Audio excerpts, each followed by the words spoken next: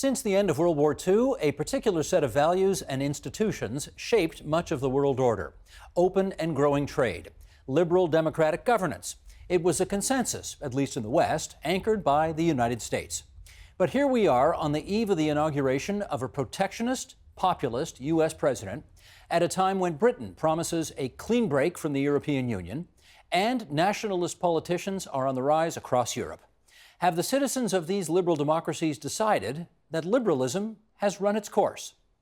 Let's find out. We welcome from Krems, Austria via Skype, Ulrike Guérot, professor at Danube University and founder and director of the European Democracy Lab at the European School of Governance in Berlin. In Stanford, California, Francis Fukuyama, senior fellow at the Freeman Spogli Institute for International Studies at Stanford University. And in Washington, D.C., Yascha Mounk, lecturer on government at Harvard University and a fellow at the Transatlantic Academy. And we are delighted, Professor Fukuyama, to welcome you back to the program. And Yascha and Ulrike, great to have you on for the first time. Well, tomorrow's a pretty big day. And Francis Fukuyama, I'd like you to start. How would you describe this moment in U.S. history? It's potentially a very momentous one. The way I would describe what happened this election year is that democracy, in some sense, turned on liberalism. Our modern political systems are called liberal democracies because they're a combination of popular choice through elections and then a set of liberal rule of law guarantees of individual rights and the like. And I think what you're seeing in this country is a very powerful part of the electorate being very angry at elites, electing an outsider as president. And the real, I think, threat or potential crisis in the political system is that this individual does not seem to have a lot of respect for established rules. And so the threat is really to the liberal order rather than to the democratic part of the equation. Professor Guérot, I wonder how this unprecedented time in American history is playing out across the pond where you are in Europe. Well, first I would agree with Francis Fukuyama that the liberal part is at stake, and we see in a little bit the same momentum in Europe. So we have the same populist threat, you know, about the French election forthcoming. We had elections in Austria with the decision between Van der Bellen and Hofer. So we are also under a threat of angry people, as Francis put it, angry people who want to outvote elite. There's a deep separation between elites and the people. And I think there is this liberal sort of democracy indeed in danger also in Europe. So it impacts what the US does, and what the US does comes back in one way to Europe, let alone that it is also, say, a threat in other angles. If we talk about, tariffs, what Trump has on its agenda with respect to automobile industry and other things that he has announced on NATO and stuff. Yascha Mounk, it's all happening where you are, in the capital city of the United States tomorrow. I want to share some figures that you had in your Journal of Democracy article in January, in which you say the following. In France, 2/5, 40% of respondents in the 2015 survey believed that the country should be put in the hands, quote, of an authoritarian government free from democratic constraints. 40% in France. In Poland, support for having the army exercise political power was expressed by 22% of respondents. That compares to a 9% average across the European Union. The proportion of Americans expressing approval for, quote, army rule has risen from 1 in 16 20 years ago to 1 in 6 in the most recent survey. More than 20% of Germans endorsed the view that, quote, what Germany needs now is a single, strong party that represents the people.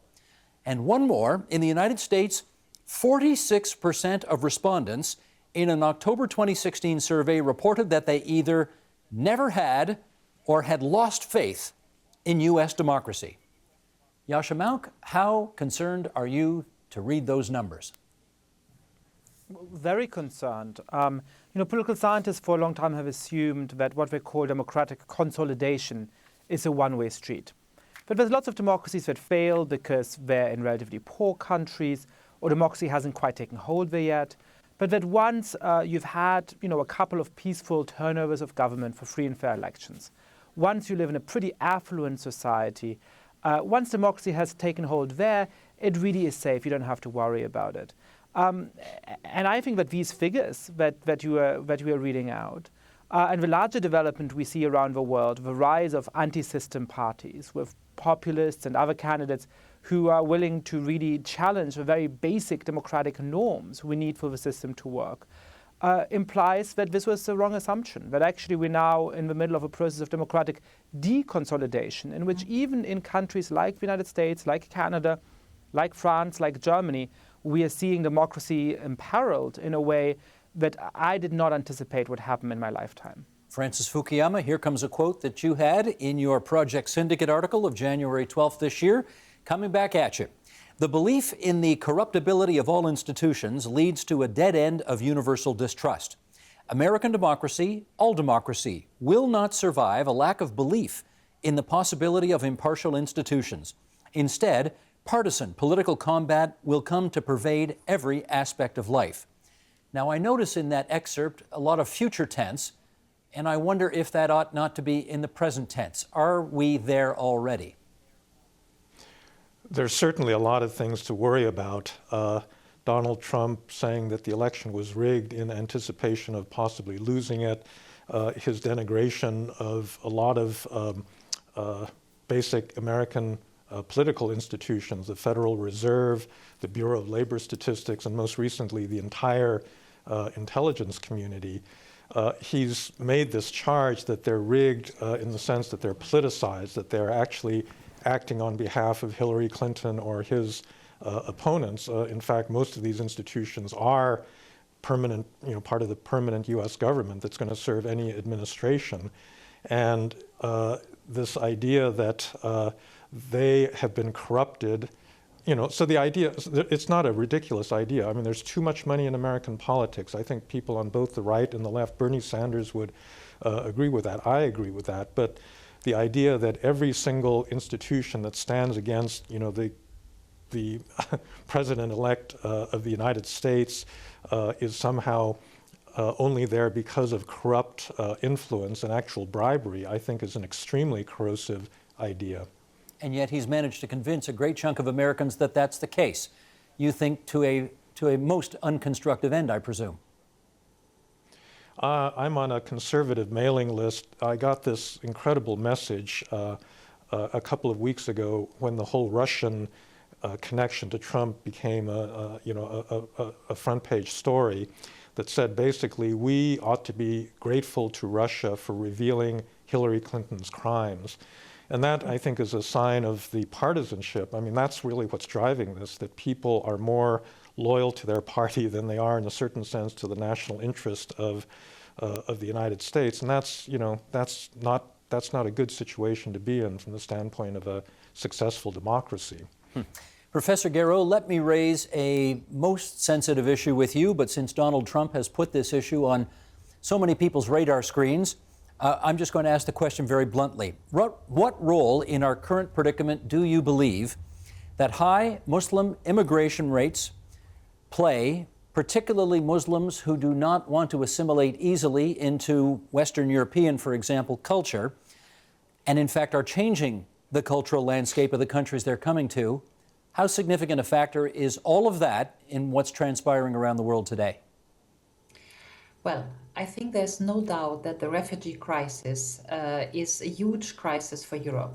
We have seen the welcome strategy of Mrs. Merkel. We have seen how the European Union could not react. We are seeing that there is anti-Islam tendencies, not only in Eastern Europe, a strong tendency in France on which the Front National is based upon.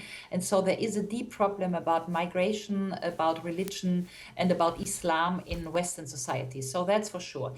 The other question is more relevant. How can we deal with it? Because it's probably the starting point of something big, like a huge migration flow.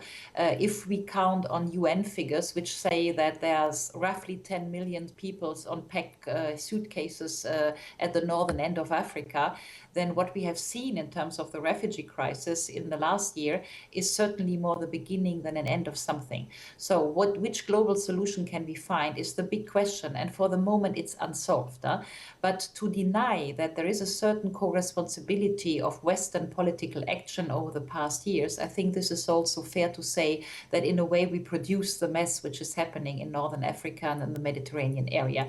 But that our populations now react to that, what they perceive as overflow of migrants, I think is a threat to liberal democracies in the Western sort of setup, Western European setup. Yascha Mounk, you were born in Germany. You live in the United States right now. How would you compare German and American xenophobia? That's a tall order there. Well, I think that what we have to understand is that liberal democracy really came into its own in most countries at a moment when they were either quite homogeneous or had a very clear racial hierarchy. So in Germany, democracy really took hold after World War II, and it's not a coincidence that this was the moment at which the population was extremely homogeneous because of World War II, because of the Holocaust, because of forcible expulsions and so on. And now the country has to understand, after decades of mass migration, what it means to build a multi-ethnic democracy in which you actually think of people with a different skin color, with different origin, with different religion, as your real co-citizen. And that's proving to be a pretty difficult process, both in Germany and in many other European countries, including Austria and Italy and France and so on, in which there's a sizable minority of a population, and perhaps even a majority, who doesn't want to do that, who's saying, you know what, if somebody stems from Turkey or from Morocco, or from Asia or from Africa, they're not real Germans or Austrians and Swedes. And that is a real problem. I think in the United States, the nature of the problem is a little bit different because it's always been a country of immigration. And I think people recognize, for example, that African Americans are real Americans, are fellow citizens. But a lot of people have enjoyed a sort of sense of racial superiority, have thought, well, our society is built in such a way that just by virtue of being white, I enjoy certain advantages and I enjoy a certain status. And over the last decades, that has thankfully been challenged. And here again, there's a certain minority who's nostalgic for the past in which they enjoyed superiority just by virtue of their race. And we're yet to see how exactly that plays out in a country like the United States over time. Professor Fukuyama, you asked a good question in a recent piece you did for the Financial Times, so I'm going to read the quote, put the question to you, and then I'll give you a chance to answer it. The real question should not have been why populism has emerged in 2016, you write, but why it took so long to become manifest. What's the answer about why it took so long? Well, first of all, why should there be populism? Well, the elites in both Europe and the United States screwed up in really big ways. I think they were responsible for the policy mistakes that laid the basis for the financial crisis in the US in 2008, for the euro crisis in the Eurozone in 2010. And these are crises that were created by, say the banking sector, a lightly regulated banking sector that had devastating effects for ordinary citizens. And so there should have been a populist reaction, just as there was to the banking crisis in the 1930s that led to the New Deal coalition. It's just that I think, in politics, there's agency in addition to these big structural factors, and you needed a political entrepreneur that could seize on the anger. And in the United States, it was, kind of brilliant in a way of Trump, because neither political party was really answering the anger of the old white working class that had been devastated by deindustrialization. The Republicans, because they're dominated by the CEOs and the Chamber of Commerce, and the Democratic Party, because they're largely a party of identity politics, and they don't really represent these white workers any longer. And so that, I think, explains the delay that in politics, you just need the right person with the right formula to mobilize a latent group of people, and I think that's what we've seen this year. Professor Guéraud, I'll put some of your words back to you and get you to comment. You've written about many Europeans. We want our borders open for trade, but not for people, and that is the European dilemma. Explain that dilemma to us. How do you see it? Well, there's the other Harvard professor, Danny Rodnick, who wrote it in different terms, but it's basically that you can have all the three, which is open markets and sovereignty and democracy. Yeah? So one needs to go.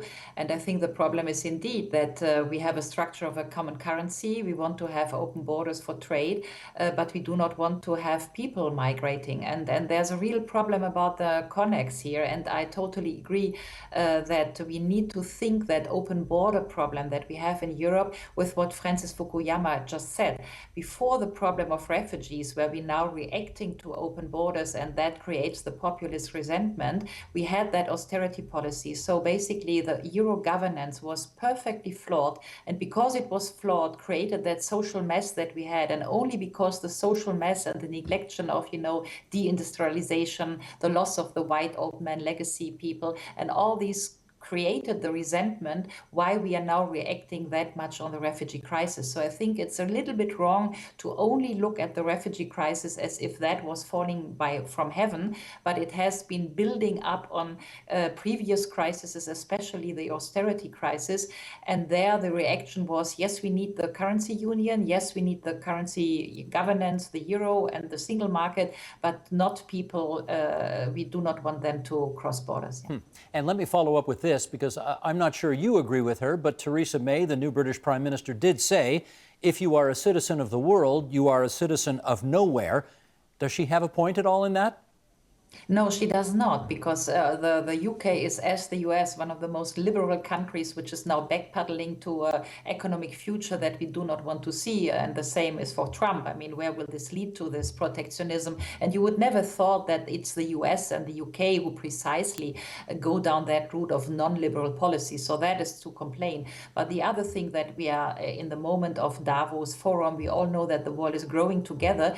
And the one thing is true, we want to have open borders for gas pipelines, for energy, for cell phones, for satellites. We want the world flat. This is Tom Friedman 10 years ago who wrote that marvelous book, The World is Flat. We need to have it flat also for people, and we need to have it open. So I think there's no strategy at all in what Theresa May is doing for the UK, I'm very sorry to say. Yascha Mounk, it seems indisputable to see a world today that is turning into a bit of us versus them, a kind of thinking, a need for borders and boundaries and walls, a need to kind of define who's in, who's out. Can we simply reject all of that as pure prejudice, racism, and xenophobia? No, that's not very helpful. And, there's been this big debate in the United States over the last months about whether the reasons for Donald Trump's victory were more economic or whether they were more sort of essentially racist, to do with racial resentment and so on.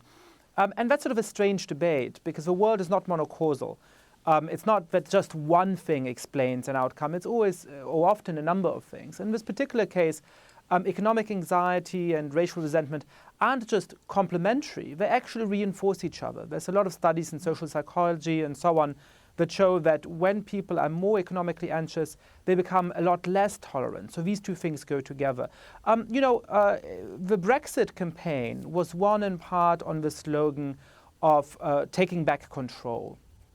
And I think that it's helpful for convinced liberals, like the three of us on the panel, to acknowledge that there's a sense in which that's a very understandable impulse, that people have been left to feel that they, as individuals, are just subject to the winds of globalization, and they just have to somehow get ahead and deal with it on their own. The government is not going to be much help to them.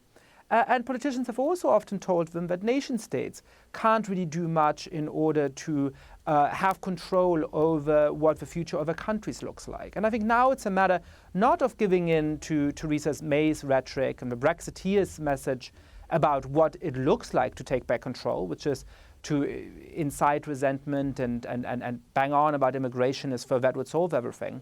But it is to think about how centrist politicians can really rethink what it means to give a sense of control to people, how the nation state can maximize its resources in order to improve the lives of its citizens in the era of globalization, and how it can tell to its citizens that they are going to get assistance from the state in mastering the kind of transitions that they have been facing over the last 20 years and that they will be facing even more over the next 20 or 30 years as the process of automation, for example, continues apace. Professor Fukuyama, can I get you to follow up on that insofar as it certainly feels as if the relatively new Canadian Prime Minister Justin Trudeau, Angela Merkel in Germany, I mean, the two of them seem to be two of the very few leaders in this world left to fight that good fight that Yasha Mount just described. How do you see it going?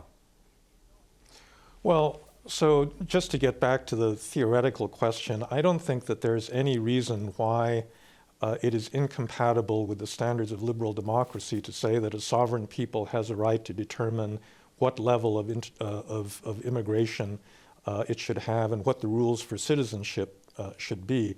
I think the arguments in favor of immigration, open immigration, are almost entirely utilitarian and economic, that it's good for the economy to have younger workers and more diversity and that sort of thing. But in democratic theory, you know, the people are sovereign, and if they want to put restrictions on that, they should be able to do that. I would like to point out that in your country, Canada, you've got pretty strict rules. You've got, you know, pretty clear standards for who you want to let into the country and the like. And so I don't think that should be the issue. I think there's going to have to be an adjustment where you know, the people that feel that cultural change has been too rapid, and it has been very rapid in very many countries, can use their democratic institutions to express a preference for, you know, a different kind of policy. And I think that, you know, it's not the Theresa Mays that really scare me. It's what comes after Theresa May, because I think, you know, waiting in the wings, there's a much nastier version of restrictionism that, you know, we may see emerge in the next few years. Well, let me follow up with a bit of a, you know, I hesitate to call it a rogues gallery because these folks do have a lot of support out there. However, Putin, Erdogan, Orban, Kaczynski, now Trump, later, who knows this spring, maybe President Le Pen in France. These are all very divisive leaders with very divided electorates. What is the dividing line here, Professor Fukuyama, as you see it? Well, part of it really has to do with democracy itself. One of the disturbing things about the way that our system has worked, you know, in a democracy, if you lose an election, you say, okay, we're going to come back in 2 years or 4 years or whatever and fight the fight, and we'll put the contest to the people. What's been happening in our system is that, I'm not going to name any parties, but one of the particular parties has been using its power, when in power, to tilt the playing field so that it never has to leave power. And I think that's going to be one of the tests. That was, you know, and many of those rogues you mentioned, Orban in Hungary, Putin in Russia, Erdogan in Turkey, that's exactly where they crossed the line. They used their power not to level the playing field, but to tilt it in favor of them so that they never have to leave power. And I think that's really what I, as an American, worry about for the future in the United States. Well, I'm going to read between the lines here. The Republican Party has gerrymandered darn near all of Congress to the point where they look like a permanent majority for as far as the eye can see. Is that what you're referring to? That's part of it. We had this instance in North Carolina where a Democrat was elected governor, and the legislature then stripped him basically of all of his powers. So, and then there's voter, you know, attempts to suppress voters that would vote Democratic. I mean, there are a lot of techniques out there that are being used, and I think that is, you know, unfortunately slowly spreading through many states in the United States. Yasha Mount, let me return to that issue I raised just a moment ago in following up on your previous comment, which is it does look to much of the world as if the Prime Minister of Canada and the Chancellor of Germany are the two standard bearers for liberal democracy out there, and if they can't make it work, well, the future looks awfully bleak for those who still believe in this. Have they got the right stuff to make liberal democracy continue to work in the future? Well, I respect both Angela Merkel and Justin Trudeau tremendously, and I respect both my home country of Germany and the wonderful country of Canada tremendously. But I think you know, anybody who crowns either one or the other as the new leader of a free world isn't being very realistic about the constraints that these countries have. Germany cannot lead Europe because it isn't strong enough to do so. It doesn't have a dominant economy even within Europe. It doesn't have nearly any military apparel. You know, if Russia wants to go on some kind of campaign of adventurism across Central Europe, it's not Germany who's going to stop them. And I'm afraid that similar limitations apply to Canada. So The liberal world order, I think, is essentially lost if Germany and Canada were the only defenders of it already. Now, the good news is that there is a world of difference between, say, the current British government and people like Viktor Orban or people like Vladimir Putin, and that we don't know how long Donald Trump is going to be president of the United States. We have to hope that he'll be unelected in 2020 and that a new president can rebuild some of the damage he's likely to do to liberal ideals across the world in the next 4 years. But if our last defense is just sort of Germany under Angela Merkel and Canada under Justin Trudeau, then I think we're in bad shape. What we need is a real liberal fight back in which we win on the merits, in which we actually convince people that we have something to offer them, in which we don't just look at the populists and say, aren't they horrid, wouldn't you be foolish to vote for them, but in which we develop a political program, a centrist one, a moderate one, but one that actually does something for people so that they have reasons to vote for politicians who are reasonable. Francis Fukuyama, I can't have you here on the program tonight and not ask you to comment on your famously asked question when the Soviet Union fell apart. You're laughing already because you know what's coming. Whether or not, quote unquote, we were at the end of history. And I remind everybody there was a question mark at the end of that statement, not a blanket statement. How does the thesis stand up to this moment in history in your view? History goes backwards as well as going forwards. You know, it went backwards big time in the 1930s, and I think we are at a moment where you could get a very, very big regression. And so I think at the moment this is not, this is not a moment of democratic triumph.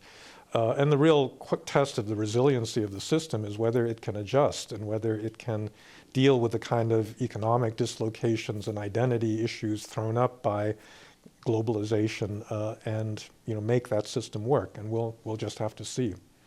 That is kind of the answer to most questions these days. We'll just have to see. But I suspect many of our viewers are looking for something a little more than that. Can you give them anything more than that? Well, if you do look in the long, scale of history, these adjustments have been made. Sometimes it leads to really bad periods like the early 20th century. But on the other hand, even in the United States, a majority of people did not vote for Donald Trump. Hillary Clinton got 2.8 million more votes than he did. We still have a pretty robust system of checks and balances in which he is not going to be an elected dictator. So I would say, you got to give the system a chance to really work itself out, because I actually think it's probably more resilient than people are giving it credit for right now. From your lips to God's ears, as people say. Can we thank Francis Fukuyama for being there for us in Stamford, California, Yascha Mounk in Washington, D.C., Ulrike Gero, Krems, Austria. It's great having you three on the program tonight here on TVO. Thanks so much. Help TVO create a better world through the power of learning. Visit TVO.org and make a tax-deductible donation today.